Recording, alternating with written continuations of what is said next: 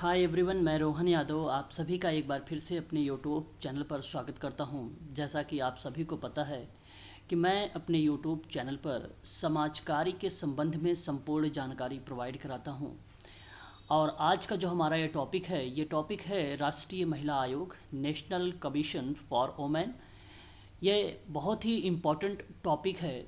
इस टॉपिक से एमपीपीएससी और यूजीसी नेट और एमपी सेट सोशल वर्क में अवश्य यहाँ से प्रश्न आप लोगों से पूछे जाएंगे। ध्यान दीजिएगा आप सभी लोग, बहुत ही इम्पॉर्टेंट टॉपिक है ये। और इसके संबंध में इसकी जो पीडीएफ है मैं आप लोगों को व्हाट्सएप ग्रुप और टेलीग्राम ग्रुप में सेंड कर दूँगा। यदि आपको कोई डाउट होता है इस टॉपिक में तो आप कमेंट ज़रूर करिएगा। और यदि आप यूजीसी नेट और एमपी सेट के संबंध में ऑनलाइन क्लास लेना चाहते हैं तो आप हमसे संपर्क कर सकते हैं। 8506031308 पर आप मुझे कॉल भी कर सकते हैं और व्हाट्सअप भी कर सकते हैं। समाज कार्य के संबंध में संपूर्ण जानकारी मैं आप लोगों को प्रोवाइड कराऊंगा। बेसिकली हम बात करने वाले हैं राष्ट्रीय महिला आयोग के बारे में, और आप सब भली भांति तरीके से परिचित हैं इसके बारे में, क्योंकि बहुत ही इम्पोर्टेंट ये टॉपिक है। जैसा कि आप लोगों ने देखा भी है एग्ज़ाम में, इससे प्रश्न कई बार जो है पूछे जा चुके हैं। तो महिलाओं के लिए एक राष्ट्रीय महिला आयोग की स्थापना हुई है, ये बात आपको भली भांति तरीके से मालूम है। और ध्यान रखेंगे तो राष्ट्रीय महिला आयोग अधिनियम कभी कभी पेपर में सवाल आता है, तो उस अधिनियम में आप सभी लोग नाम लगाएंगे सन 1990, यानी 1990 में, यानी 1990 में इसकी जो है अधिनियम के रूप में इसको जो है लाया गया था। जनवरी, अगर हम 1992 की बात करते हैं 1992 के, तो उसमें संवैधिक निकाय के रूप में जो है महिलाओं के लिए संवैधानिक और कानूनी संरक्षण की समीक्षा की गई थी। तो जनवरी 1992 में ये किया गया था। ठीक है, तो अगर संवैधिक निकाय पूछेगा तो आप जनवरी 1992 लगाइएगा। और यदि आप लोगों से पूछा जाएगा कि अधिनियम, राष्ट्रीय महिला आयोग अधिनियम कब आया, तब आप 1990 लगा के आइएगा। अच्छा, ये है क्या, ये भी ध्यान रखना है आपको। ये बेसिकली सुरक्षात्मक वैधानिक उपायों की अनुशंसा करता है, शिकायतों के सुधार के लिए सुविधा प्रदान करता है, महिलाओं को प्रभावित करने वाले जो सभी नीतिगत तथ्य हैं उस पर सरकार को सलाह देने के उद्देश्य से जो है इस राष्ट्रीय महिला आयोग की स्थापना की गई थी। तो देखिए, राष्ट्रीय महिला आयोग की संवैधानिक निकाय के रूप में स्थापना महिलाओं के संवैधानिक और विधायी सुरक्षा उपायों की समीक्षा करने, उपचारीय विधायी उपायों की सिफारिश करने, शिकायतों के निवारण को सुनकर बनाना, यानी सुकर बनाना। जैसे यहाँ पर आप ये कह लीजिए कि उसके संबंध में जो नीतिगत वगैरह बनाई जाती है उसके बारे में जिक्र करता है। तो अभी हम बात करेंगे कि उसके कार्य क्या क्या हैं, उन्हीं कार्यों को यहाँ पर बेसिकली जो है रिप्रेजेंट किया जा रहा है। फिर उसके बाद महिलाओं को प्रभावित करने वाली सभी नीतिगत मामलों पर सरकार को सलाह देने के लिए राष्ट्रीय महिला आयोग अधिनियम सन 1990 में आया। भारत सरकार का ये 1990 का अधिनियम संख्या 20 के तहत जनवरी 1992 में इसकी स्थापना की गई थी। ठीक है, तो यहाँ पर आप सभी लोग जो है मेन पॉइंटों को ध्यान में रखेंगे। एग्ज़ाम में हम लोगों से ये प्रश्न जो है पूछे जाते हैं। स्थापना यानी इस्टेब्लिश की बात अगर आएगी तो आप सभी लोग ध्यान रखिएगा 31 जनवरी सन 1992 में इसकी जो है स्थापना की गई है। किसकी? राष्ट्रीय महिला आयोग की। ठीक है, इसका नेचर क्या कहता है? नेचर का मतलब होता है प्रकृति। ये बेसिकली एक संवैधानिक वैधानिक निकाय है, या आप ये कह लीजिए कि यह एक विधिक सलाहकारी निकाय है। दोनों बात आपकी जो है यहाँ पे सत्य मानी जाएगी। आगे बात करते हैं और नेक्स्ट पॉइंट देखिए, भारत में महिलाओं की स्थिति पर समिति। अभी आज हम लोग 1 बजे क्लास होने वाली है आप सबकी, वहाँ पर मैं बात करने वाला हूँ CSWI के बारे में। ठीक है, इनके लगभग CSWI ने लगभग 2 दशक पहले ही महिलाओं की शिकायतों के निवारण को सुनकर बनाने और उनके सामाजिक आर्थिक विकास की गति को बढ़ाने के लिए निगरानी के कार्यों को पूरा करने के लिए राष्ट्रीय महिला आयोग का गठन या उसकी अनुशंसा की गई थी। राष्ट्रीय महिला भावी योजना सन 1988 और 2000 सहित जो है अनुक्रमित समितियां, आयोग और योजनाओं ने महिलाओं हेतु सर्वोच्च निकाय गठित करने की अनुशंसा की थी। तो अगर भावी योजना की बात करेगा तो आप लोग लगा के आइएगा 1988 से लेकर 2000 यानी 2000 तक, 1988 से 2000 तक की जो है ये महिलाओं को भावी योजना के रूप में आया था।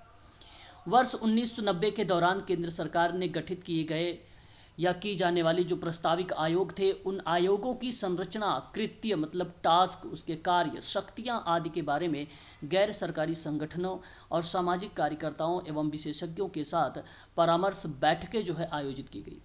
मई 1990 में विधेयक को लोकसभा में पुनः स्थापित किया गया था। तो पुनः स्थापित कब किया गया था, ये भी आप लोकसभा में अगर आपसे पूछा जाए तो आप बताइएगा 1990 में।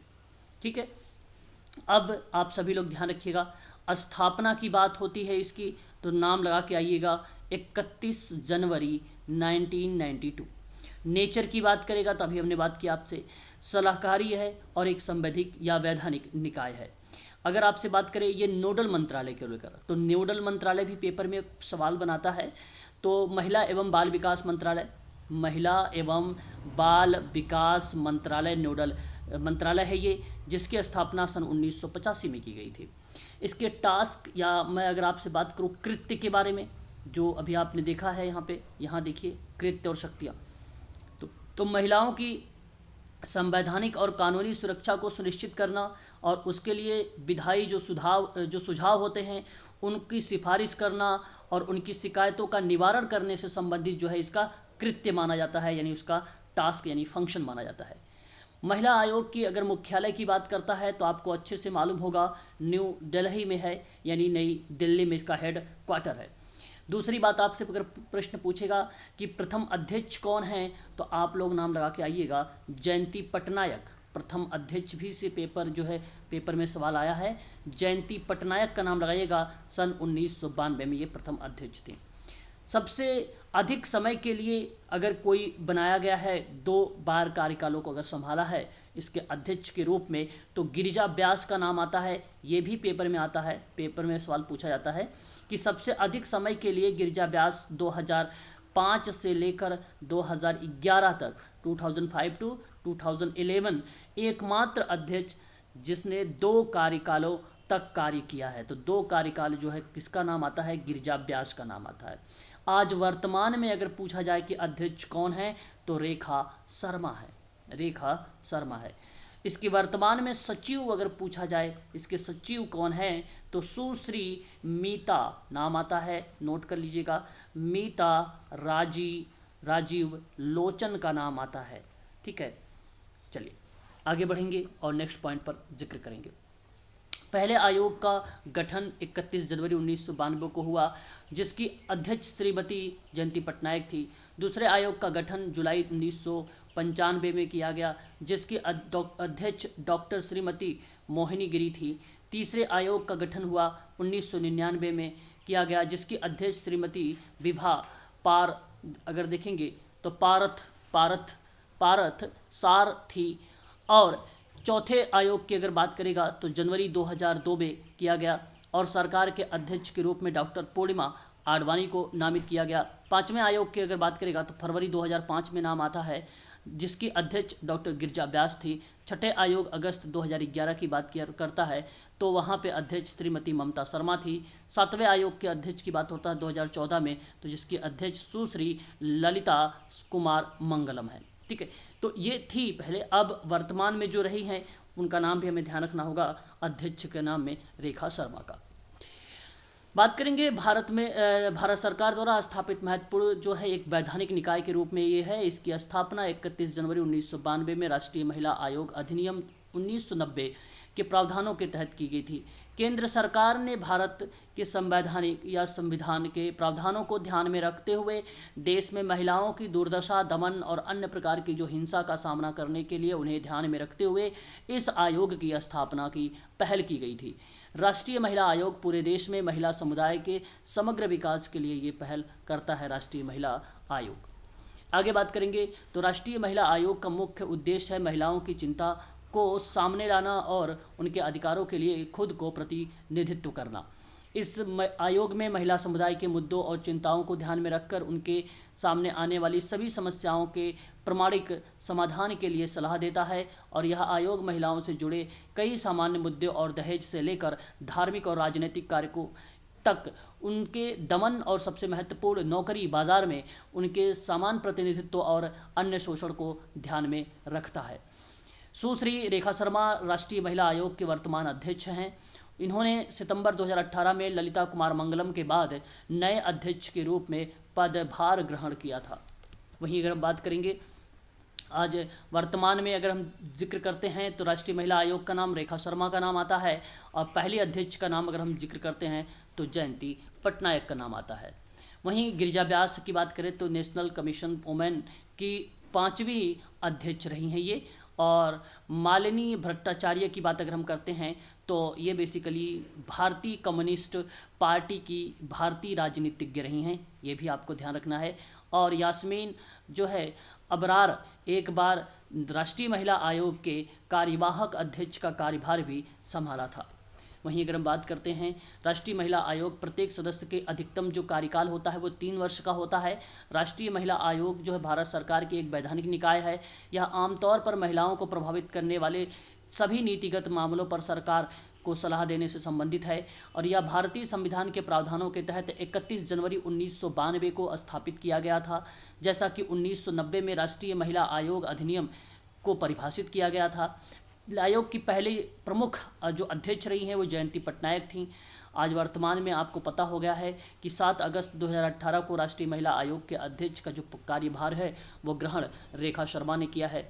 अधिकतम आयु के कार्यकालों की बात है तो भारत में जो है महान्यायवादी की बात आता है तो संविधान द्वारा निर्धारित नहीं है ये। और भारत के राष्ट्रपति की बात आती है तो 5 वर्ष, आरबीआई गवर्नर की बात आती है तो 3 साल, यूपीएससी अध्यक्ष की बात आती है तो 6 वर्ष और एसपीएससी की बात अध्यक्ष की बात आती है तो वो भी 6 वर्ष। और चुनाव आयुक्त का अगर कार्यकाल की बात आता है तो वो भी आपका 6 वर्ष आता है, यानी 6 ईयर्स आता है। राष्ट्रीय महिला आयोग का मुख्य उद्देश्य जो है महिलाओं की चिंता को सामने लाना और उसके अधिकारों के लिए खुद को प्रतिनिधित्व करना, ये बातें अभी मैंने आप लोगों से जिक्र किया है। वहीं अगर हम बात करते हैं यह भारत सरकार के स्थापित महत्वपूर्ण एक वैधानिक निकाय के रूप में है। स्थापना इसकी बेसिकली 1992 में हुआ। राष्ट्रीय महिला आयोग अधिनियम के रूप में 1990 में हुआ, ठीक है, आया। और केंद्र सरकार ने भारत के संवैधानिक प्रावधानों में ध्यान में रखते हुए देश के महिलाओं की दुर्दशा, दमन और अन्य प्रकार की जो हिंसा है उसको सामने लेके आना था, ठीक है, इस पर जिक्र हुआ है, ठीक है। ये बात आप लोगों को जो है ध्यान रखना होगा राष्ट्रीय महिला आयोग के संबंध में। और भी अगर हम जिक्र करें इसमें तो और भी बहुत ही महत्वपूर्ण तथ्य और भी इसमें शामिल किए गए हैं। जैसा कि मैं इन पे जब प्रश्नों पर जिक्र करूंगा तो आप लोगों से वहाँ पर चर्चा करूंगा। तो ध्यान रखिएगा, अगर आपसे प्रश्न किया कि प्रथम अध्यक्ष कौन, तो आप नाम बताइएगा जयंती पटनायक, पहला क्वेश्चन पूछ सकता है इस तरीके से। और आज अगर वर्तमान में अगर आपसे बात करेगा कि अध्यक्ष कौन, तो रेखा शर्मा का नाम आप लगा के चले आइएगा, ठीक है। उद्देश्य क्या है, जैसा कि आपको पता है कि इसमें दहेज, राजनीति, धर्म, नौकरियों में महिलाओं के लिए प्रतिनिधित्व तथा श्रम के लिए महिलाओं के शोषण को शामिल करता है और महिलाओं के खिलाफ पुलिस दमन और गाली गलौज को गंभीरता से लेने की भी बात करता है। ये बेसिकली इसका उद्देश्य है।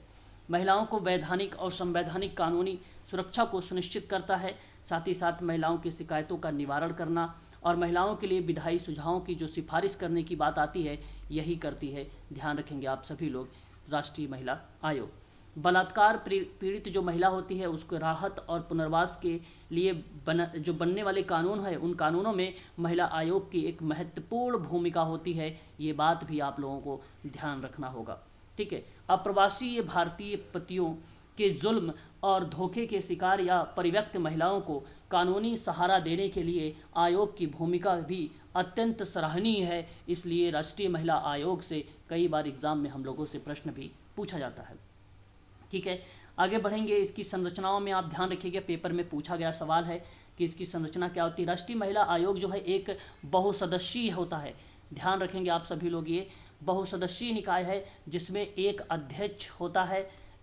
अध्यक्ष होता है और 5 सदस्य होते हैं और एक सचिव होते हैं। ये भी आपको स्ट्रक्चर ध्यान रखना होगा, काफ़ी इम्पोर्टेंट है। अध्यक्ष आयोग का महिलाओं के हित के लिए समर्पित और प्रतिबद्ध व्यक्ति होना चाहिए। और सदस्य जो ये 5 होते हैं, ये बेसिकली यह 5 सदस्य विधि, प्रबंधन, आर्थिक विकास, स्वास्थ्य, शिक्षा, प्रशासन के अनुभव रखने वाले जो व्यक्ति होते हैं और महिलाओं के लिए जो कार्यरत स्वयंसेवी संगठन होता है उसके संबंध में ये होने चाहिए 5 के 5 सदस्य। और राष्ट्रीय महिला आयोग में अनुसूचित जाति और अनुसूचित जनजाति का भी एक सदस्य होना चाहिए। एससी और एसटी का भी एक सदस्य होना चाहिए। ये भी काफ़ी इम्पॉर्टेंट तथ्य है, हम लोगों से पेपर में सवाल बनाए जाते हैं। सचिव बेसिकली क्या होता है? एक सचिव, आयोग का सचिव प्रबंधन यानी सामाजिक आंदोलन, संस्थापक, संरचना के क्षेत्र में विशेषज्ञ कोई व्यक्ति या केंद्र संघ सरकार के अंतर्गत लोक सेवा में कार्यरत कोई अधिकारी जिसे पर्याप्त अनुभव होना चाहिए। यह प्रक्रिया बेसिकली एक सचिव के अंतर्गत आती है। और राष्ट्रीय महिला आयोग के अध्यक्ष एवं सदस्यों की नियुक्ति, देखिएगा, ध्यान रखिएगा आप सभी लोग, राष्ट्रीय महिला आयोग के अध्यक्ष और सदस्यों और सचिव की नियुक्ति केंद्र सरकार के द्वारा की जाती है। ये बात आप लोगों को ध्यान रखना है। किसके द्वारा की जाती है? तो केंद्र सरकार के द्वारा की जाती है। सदस्य हो या अध्यक्ष हो या सचिव हो, तीनों। इसका कार्यकाल 3 वर्ष का होता है, अभी हम लोगों ने जिक्र किया है। और जो है वर्ष की बात आए तो आप 65 वर्ष लगाइएगा, जो 65 वर्ष से पहले का हो, ठीक है, उनका कार्यकाल उतना चलेगा। इसकी अगर हम बात करते हैं सदस्यों का वेतन को लेकर, अध्यक्ष और सदस्यों का वेतन, ये जो अध्यक्ष एक है इनका और 5 जो सदस्य हैं इनका वेतन की अगर बात करता है तो अध्यक्ष, सदस्यों और कर्मचारियों के वेतन, भत्ते, पेंशन केंद्र सरकार द्वारा दिए जाएंगे और केंद्र सरकार द्वारा अनुदान में से दिए जाएंगे। ये कहाँ से दिए जाएंगे? अनुदान में से दिए जाएंगे, फंड में से। ये बात भी आपको ध्यान रखना होगा। अगर मान लो राष्ट्रीय महिला आयोग का अध्यक्ष है या सदस्य है, उसको अगर त्यागपत्र देना होगा तो वो किस तरीके से त्यागपत्र भी दे सकता है, इसके बारे में भी आप लोग ध्यान रखें। त्यागपत्र की बात आती है अगर, तो त्यागपत्र की प्रक्रिया किस तरीके से चलती है, इस चीज़ को भी आप लोगों को जो है ध्यान रखना पड़ेगा।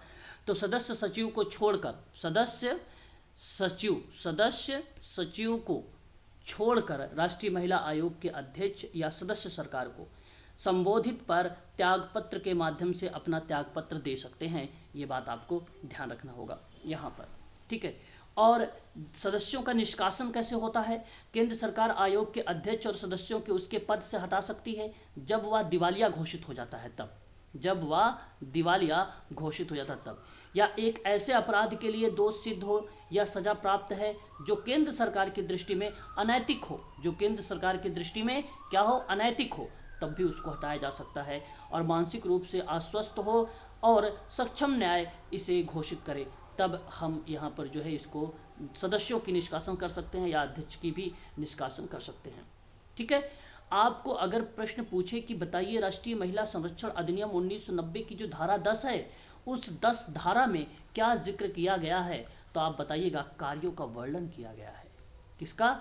कार्यों का वर्णन किया गया है धारा नंबर 10 में। और धारा नंबर 10 में कार्य कौन कौन से हैं, जिसमें बताया गया है कार्यवाही और कार्य निष्पादन के संदर्भ में सिविल अदालत की शक्तियाँ प्राप्त हैं। महिला आयोग से संबंधित महिलाओं की जांच कर सकता है। राष्ट्रीय महिला आयोग विभाग से रिपोर्ट मांग सकता है। किसी भी व्यक्ति या अधिकारी को समन की भी जारी कर सकता है। और राष्ट्रीय महिला आयोग महिलाओं से जुड़े मामलों पर स्वयं की पहल के आधार पर मौखिक और लिखित रूप से प्राप्त जो शिकायत है उस पर कार्यवाही भी वो कर सकता है ना। ये सारी चीज़ें आपको ध्यान रखना होगा। किसी जेल या सुधार गृह, महिलाओं की संस्था या अभिरक्षा के लिए अन्य स्थान पर जहां महिलाओं को बंदी के रूप में या अन्यथा रखा गया है या निरीक्षण करने के रूप में रखा गया है, ठीक है, तो ऐसी प्रक्रिया पर भी वहां पर जिक्र होता है। ध्यान रखिएगा, राष्ट्रीय महिला आयोग का प्रतिवेदन रिपोर्ट जो धारा 13 है, धारा 13 ध्यान रखेंगे आप सभी लोग, यहाँ पे धारा 13 की बात मैं कर रहा हूँ, ठीक है। इसके तहत अपना वार्षिक प्रतिवेदन केंद्र सरकार को प्रस्तुत करेगा। किसको सरकार को देगा? कौन से? केंद्र सरकार को देगा। अपना क्या देगा? ये प्रतिवेदन देगा, रिपोर्ट प्रस्तुत करेगा। यदि आवश्यक समझा जाए तो समय से पहले भी आयोग अपना प्रतिवेदन दे सकता है। ये बात भी आपको ध्यान रखना होगा, ठीक है। और इसी अधिनियम की समीक्षा करके प्रभावी क्रियान्वयन को सुनिश्चित किया गया था। एक आपको बता दूं मैं, दहेज एक्ट है 1961 का, एक आपका PNDT एक्ट है, प्री नेटल डायग्नोस्टिक टेक्निक्स जिसको बोलते हैं 1994 का, और एक IPC है जो 1860 का है। तो ये 3 जो है इस पे जिक्र करता है, यानी राष्ट्रीय महिला आयोग की जो उपलब्धियां हैं वो पारिवारिक लोक अदालत में महिलाओं से संबंधित मुद्दों को उठाना और मादा भ्रूण हत्या, महिलाओं के प्रति हिंसा इत्यादि के खिलाफ उन जन अभियान चलाना और अधिनियम की समीक्षा करके उन्हें प्रभावी क्रियान्वयन को लेकर सुनिश्चित करता है। जैसे दहेज एक्ट हो गया, आपका प्रीनेटल डायग्नोस्टिक जो है टेक्निक एक्ट हो गया, IPC हो गया, ये सब अपनी भूमिका निभाते हैं। ठीक है, तो ये बातें हैं, इसको आप सभी लोग ध्यान रखिएगा। प्रथम अगर कोई अध्यक्ष पूछता है तो जयंती पटनायक 1992 से लेकर 1995 तक थी। और उसके बाद अगर आपसे प्रश्न आता है तो अंततः अगर हम बात करें अभी हाल में रेखा शर्मा है, और रेखा शर्मा जो हैं 2017 से हैं, 2017 से हैं, ये आप ध्यान रखिएगा। तो रेखा शर्मा भी 2 बार बना दिए गए हैं और गिरिजा व्यास को भी 2 बार बनाया। और गिरिजा व्यास को बनाया गया था कब? तो 2005 से लेकर 2011 तक में। और अगर रेखा शर्मा की बात आएगी तो 2017 से लेकर 2023 तक कह लीजिए, या अभी तक आप कह लीजिए, ये चल रहा है प्रक्रिया, है ना। तो इस चीज़ों को आप लोग जो है ध्यान रखिएगा। अगर आप लोगों से राष्ट्रीय महिला आयोग के संबंध में कोई डाउट है या कोई प्रश्न बनता है तो आप लोग कमेंट करिएगा, मैं आप लोगों को कमेंट का जवाब अवश्य दूंगा। और अधिक जानकारी अगर आपको चाहिए समाज कार्य में तो आप 8506031308 पर कॉल कर लीजिए, आपको सारी जानकारी मैं प्रोवाइड करा दूंगा। ठीक है, इसका नोट्स वगैरह मैं अभी आपको टेलीग्राम और व्हाट्सएप ग्रुप में सेंड कर देता हूँ।